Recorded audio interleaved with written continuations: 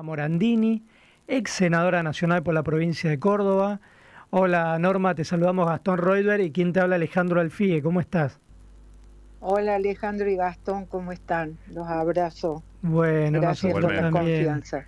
No, Sí. gracias por atendernos en un día como hoy. Eh, ¿Cómo te impactó a vos el golpe militar del 24 de marzo del 76, cuando arrancó la última dictadura militar? Ay, Alejandro, qué gran periodista que sos. Voy a hacer la demagogia, pero justo cuando sabía que iba a conversar con ustedes, Sí, pensaba, digo, qué mal periodismo hacemos que nunca contamos qué fue el claro. 24 de marzo, porque la única forma de hacer memoria para todos aquellos que se van ido incorporando al repertorio de la historia, esto es, las nuevas generaciones, nunca, si uno ve los canales, los programas, los diarios, no se le cuenta a nadie lo que sucedió el 24 de marzo. Sí, En el año, cuando se cumplieron los 25 años del golpe, yo tenía un programa en ATC y hice un programa con enormes dificultades, después entendí las dificultades, me habían puesto una productora que había sido de los servicios de inteligencia, Oh, pero en mi obstinación hice un programa preguntándole a la gente en general qué había hecho el 24, cómo recordaba el 24. Y llegué a una conclusión sencilla, que los que teníamos miedo nos acordamos hasta de lo que vestíamos ese día. Yo te todo. puedo describir hasta la ropa que yo Ah, tenía ese día. Llevaba poco tiempo en Buenos Aires, casi mi primer exilio, y recuerdo que trabajaba en un diario que nunca salió y me acuerdo que ese fue el error que uno creía yo que era como un golpe más, como habían sido todos, de mate y medias lunas, ¿no? Por la apariencia de normalidad.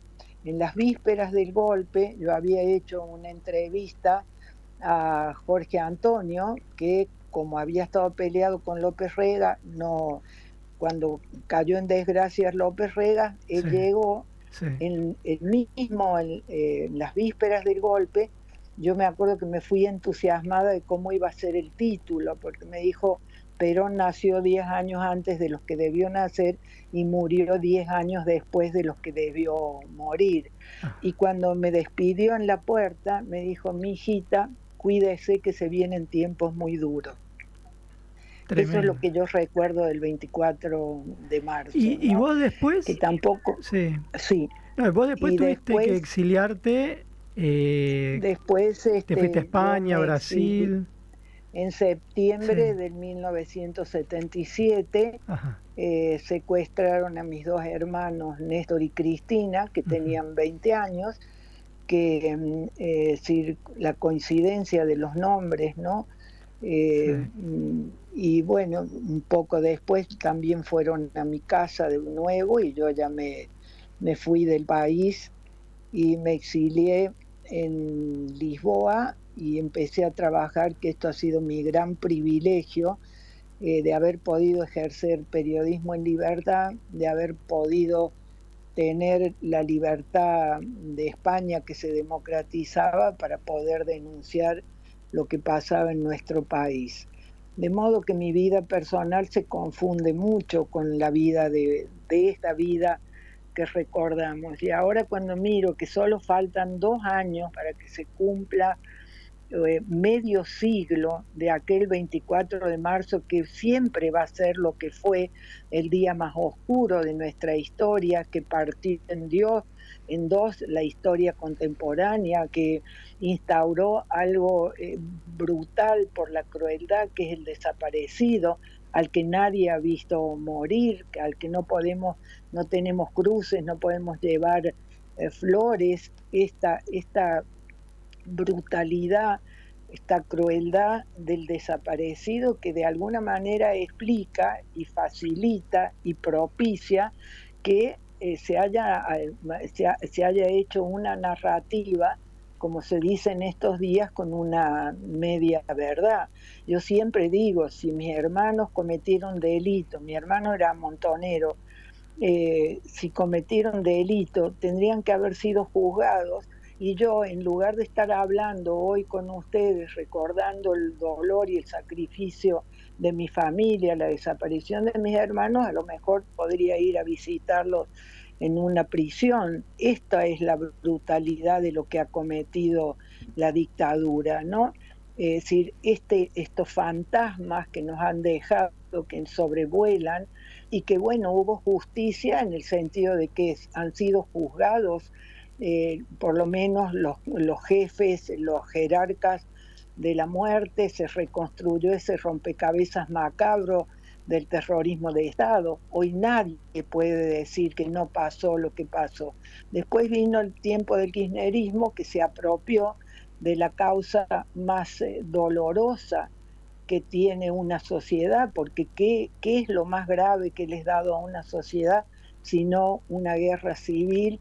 Y para colmo nosotros tenemos la humillación de una guerra perdida, como fueron las Malvinas, detonada por dictadores. Entonces no dejamos a los muertos en paz. Yo digo, ¿cuándo vamos a reconciliar lo que está dividido? Y eso solo es posible con la democracia. Si en la democracia podemos convivir las diferencias, los derechos humanos no son de derechas ni de izquierda, esto es lo que tenemos que rehabilitar. La política, en relación a los 30.000 desaparecidos, el número, la cifra, es una banalización discutir sobre una cifra, porque como todo fue clandestino, no podemos tener certeza, pero sí la democracia nos debe haber oficializado un número. En Dresde, por ejemplo, en Alemania, donde también había disputas sobre los números de los muertos, ¿qué hacen los gobiernos realmente democráticos? Crean institutos, crean comisiones, como pudo haber sido la CONADEP, que no estén contaminadas con la política, que sean integradas por personas notables a las que la sociedad confía, historiadores, sí, y establecer con la información que tiene que tener la democracia, oficializar un número y no hacer una disputa política, ideológica, porque no hay mayor banalización que convertir en una cifra el drama, la tragedia, el dolor, todo lo que ha significado en cada una de las familias que hemos padecido este despojo brutal de ver a nuestros seres queridos desaparecidos, ¿no? Norma, ¿qué recuerda de lo que fue la cobertura del juicio a las juntas? ¿A usted le tocó hacer justamente esa cobertura? Entiendo que para un diario brasileño, si no me equivoco, o tal vez me equivoque y usted me corrige, no hay ningún problema, pero fue lo mejor, Gastón, fue lo mejor que me pasó. Yo era la corresponsal de Cambio 16, la revista española de gran prestigio, que tenía también el diario 16, y el diario Globo de Brasil me contrató para que yo hiciera una cobertura especial sobre el juicio, de modo que durante los casi 6 meses que duró el juicio yo fui todos los días. Y ahora mis amigos más cercanos se animan a preguntarme, ¿cómo hacías para ir y sabiendo que tenías hermanos desaparecidos? Primero, no lo decíamos. Segundo, yo nunca en todo lo que escuché puse la imagen, las personas de mis hermanos, porque creo que no lo hubiera resistido. Es decir, la memoria personal, es decir, necesita que uno se vaya alejando del miedo, necesita que uno se vaya alejando de la ira, para ir procesando de otra manera, como poder hablar, por ejemplo. Yo hasta hace 10 años atrás no podía hablar sin quebrarme, sin llorar o sin hacer silencio, porque el dolor es íntimo y lo más difícil para transmitir a otra persona es su propio dolor. Uno protege en la familia. Yo no le dije a mi madre que mis hermanos habían estado en la ESMA, pero después me enteré que mi madre sabía que mis hermanos habían estado en la ESMA. En las familias uno se protege. A veces hacer silencio no es complicidad o cobardía, es amor. Uno calla para proteger a los que ama. los padres que han sufrido no le cuentan a sus hijos su sufrimiento. Entonces mi dolor es cómo se profana ese dolor. Cuando se grita, cuando hay bombas, cuando hay tanta consigna. Yo iba a la plaza en silencio. Durante muchos años ir a la plaza era un acto de silencio, donde íbamos sin banderas, sin consignas y solo mirarnos, reconocer en el otro que formábamos parte de la misma tragedia.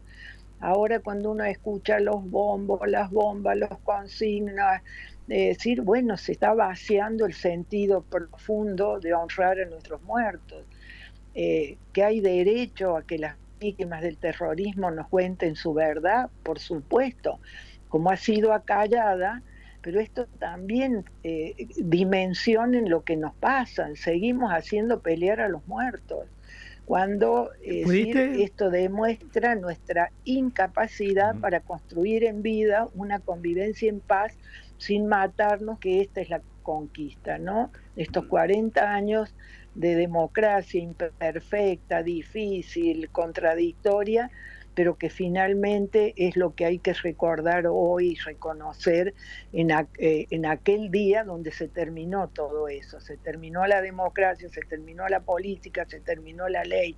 Así me gustaría a mí recordar el 24 de marzo. De hecho, bueno, tu último libro se llama Silencios, memoria ruidosa sobre lo acallado, y tengo entendido que ahí recién es como que te pudiste meter en esa historia familiar, ¿no? Sobre todo en la ESMA, ¿no? Porque la ESMA se ha convertido en una unidad básica del peronismo. Hay una,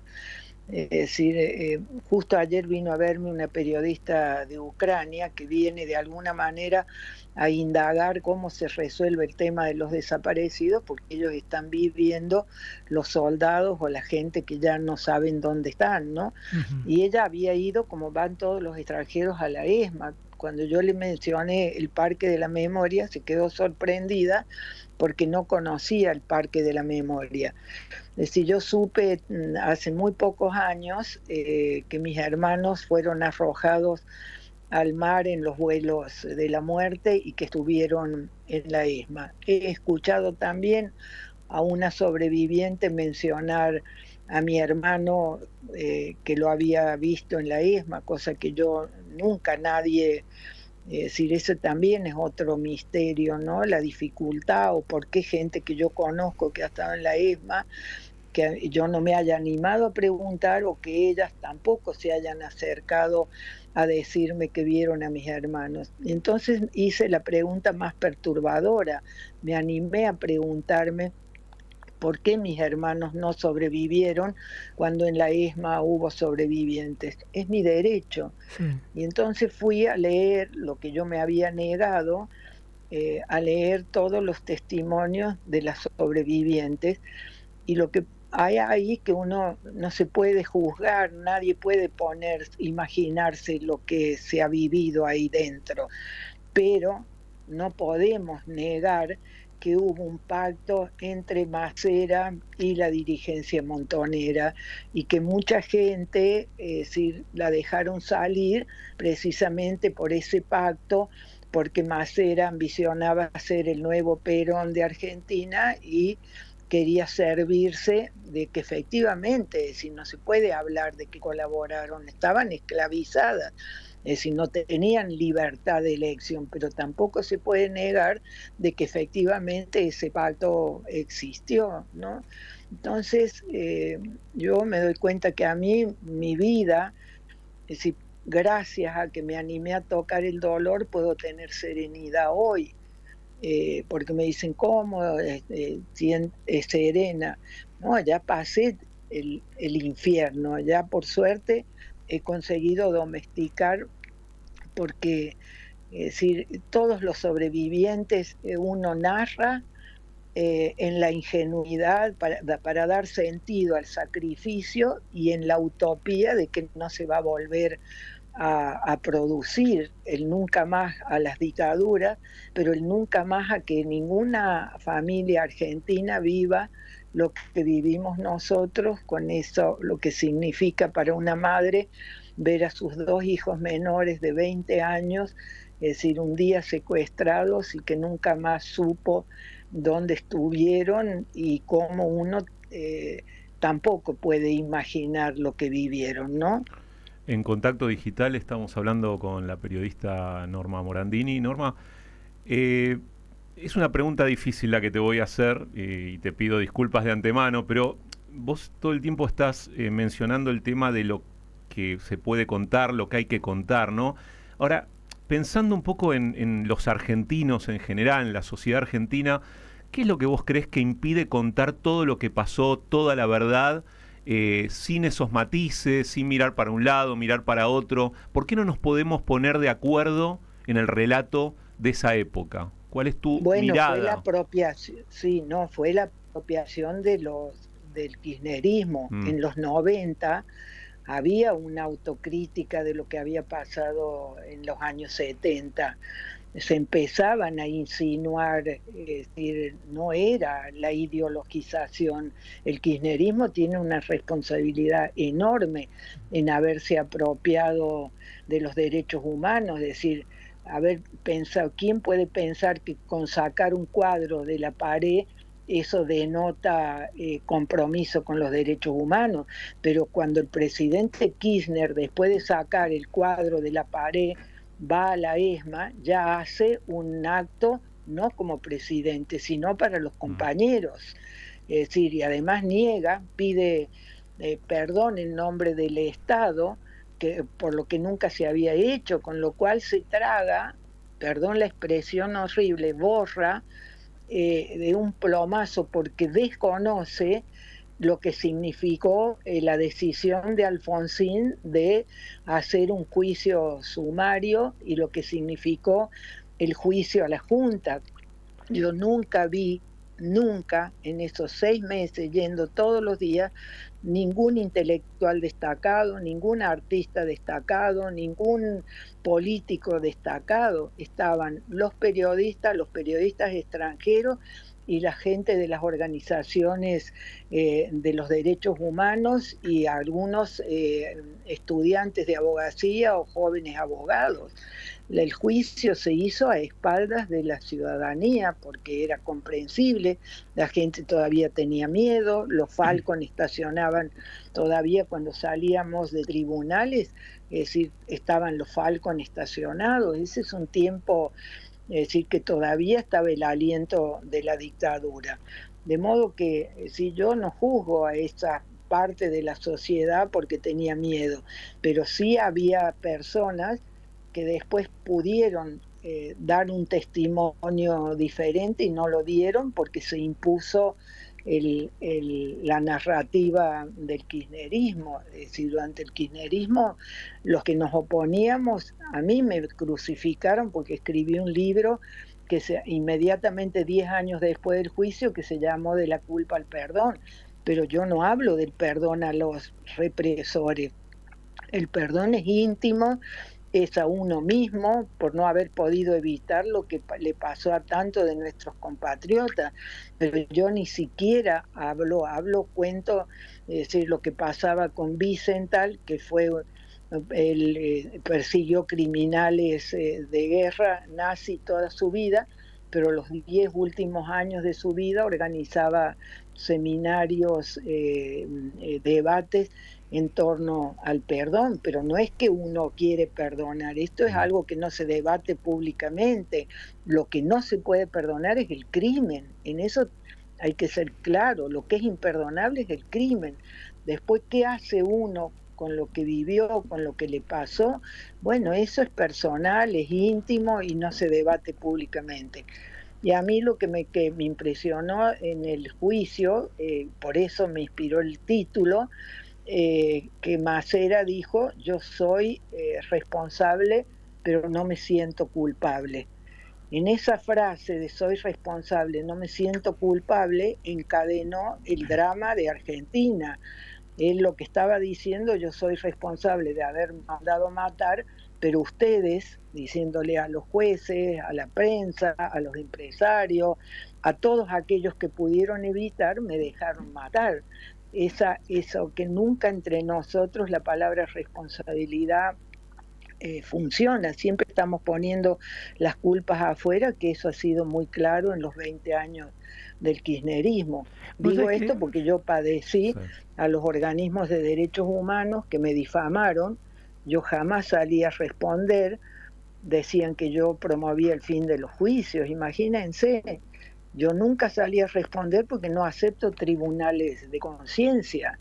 Ahora, el día que yo escribí en La Nación diciendo que quienes habían hecho de la verdad razón de vida no podían usar la mentira, es decir, el primer día del gobierno de Macri, cuando la editorial de La Nación pide el fin de los juicios, empieza la editorial diciendo, como dice la senadora Morandini. Entonces ahí aprendí de que es inútil cuando uno se aferra al valor y hay una sociedad tan polarizada donde ha quedado ya no una brecha, sino un pozo inmenso, vacío. Es decir, no hay forma, te toman de un lado, te toman del otro, te hacen consigna de un lado, te desprecian del otro, y esto es lo doloroso. Ahí que igual, a 2 años, es muy importante porque vos siempre has mantenido tu mismo pensamiento, más allá de esas críticas, ¿no?, que te venían de diferentes lugares. Yo me acuerdo, a mí me tocó cubrir cuando te dieron el Gran Premio de Honor en 2018, que te dio ADEPA a vos y a Magdalena Ruiz Guiñazú por la trayectoria y la defensa de la libertad de expresión, y me acuerdo que en ese evento vos recordabas cuando a Magdalena la atacaban y cómo la denostaban también en la época que gobernaba Cristina Kirchner de una manera muy racional, a ella que inclusive había formado parte de la CONADEP. Bueno, yo por eso he abrazado la causa de los derechos humanos, la democracia y la libertad de expresión, porque el antídoto de las dictaduras es la democracia. El antídoto, ¿qué son los derechos humanos? Los derechos humanos nacen de la locura del nazismo y de lo que fue la Segunda Guerra Mundial, una utopía, pero si no nos aferramos a principios morales, no podemos dejar que nos gane la parte oscura del ser humano, porque la gran pregunta filosófica es ¿qué queremos? ¿Seguir matándonos a perpetuidad? ¿Es eso lo que queremos los argentinos? Yo no quiero ni para mis nietos, ni para los jóvenes, ni para nadie que en mi país vivamos lo que se vivió, pero para eso no podemos seguir apostando al enfrentamiento. Tenemos que encontrar un camino, un lugar común, que se nos respete las diferencias, no ser idénticos, no la dictadura uniforma, la democracia es plural, es rebelde, es ruidosa, pero tiene que ser respetuosa, es decir, poder escuchar al otro. Ahora se nos viene un periodo en el que vamos a empezar a escuchar, o aparecerán libros, o aparecerán testimonios que no han sido incorporados para hacer una verdad completa. Pero a mí me gustaría que pongamos en contexto, que recordemos qué fue el 24 de marzo, qué le antecedió, por qué los años 70, donde una muerte se vengaba con otro cadáver, la buena fe de mucha gente que creyó que los militares venían a terminar con la violencia de la AAA, la de los grupos armados del peronismo, los montoneros, todo lo que eran ese periodo de violencia que antecedió y que de alguna manera explica, no justifica el golpe de ninguna manera, explica. Después vino la barbaridad del terrorismo de Estado, que en lugar de juzgar con la ley democrática los delitos que se habían cometido, hicieron desaparecer, secuestraron, hicieron desaparecer los cadáveres para después negar el crimen. Y bueno, nadie puede negar hoy el crimen. Tengo una última pregunta, porque estamos allí ya medio pasó de tiempo, sí. Pero no quería dejar de preguntarte si pudiste ver el video que hoy difundió el gobierno y qué pensás sobre esto. Bueno, sí, cuando supe que iba a hablar con ustedes, porque yo no quería contaminarme con esta politización del 24 de marzo, utilizar el 24 de marzo para hacer política. Es decir, yo hubiera preferido que fuera fuera de la fecha, ¿no? No, es decir, ellos, es interesante del video que no se niega lo que pasó, se pide que se complete la verdad, y ese es el derecho que tienen todas las víctimas de terrorismo. Ojalá que este gobierno no haga política como los muertos, con las víctimas, como hizo el terrorismo, porque entonces va a ser imposible que reconciliemos, o sea, volvamos a unir lo que ha estado tan separado en todos estos años y que niegan la democracia, porque la democracia es lo relevante es que nos respetemos en la diferencia, eso es lo relevante, no que pensemos diferente, ¿no? Bueno, Norma, la verdad que nos quedaríamos hablando una hora más, pero ya estamos pasados de tiempo en el programa. Siempre es un placer enorme hablar con vos. La verdad que es una luz escucharte en medio de tanto discurso y griterío, etcétera. Así que placer enorme y gracias por esta entrevista acá en Contacto Digital. Yo les agradezco muchísimo porque, bueno, si puedo de alguna manera contribuir a que consolidemos nuestra democracia, les agradezco muchísimo la confianza. Bueno, te mando un fuerte abrazo, Norma. Gracias. Bueno, gracias a vos. Era Norma Morandini, periodista y ex senadora nacional, víctima de la última dictadura militar. Entrando 4 libros. El primero, Inspiración Zen, Mensajes del futuro, de Marcos Victorica. Nos envió el libro. La verdad nos enviaron 4 libros, así que hoy vamos a estar sorteando uno de Inspiración Zen, Mensajes del futuro, de Marcos Victorica. Otro se llama La escuela bajo sospecha, de Emilio Tenti Fanfani, Siglo XXI Editores, Sociología progresista y crítica para pensar la educación para todos. Glosario de términos neobarrocos con imágenes de nuestra América, compilados por María José Rossi y Alejandra González, de Editorial Eudeva. Y este, yo digo, es como el un que librazo. más me tira. Una novela que se llama El estilo de los elementos, de Rodrigo Fresán, de Random House, Penguin Libros Random House. Un libraco, mira, te digo. ¿Cuántas páginas tiene, Ale? 715 páginas.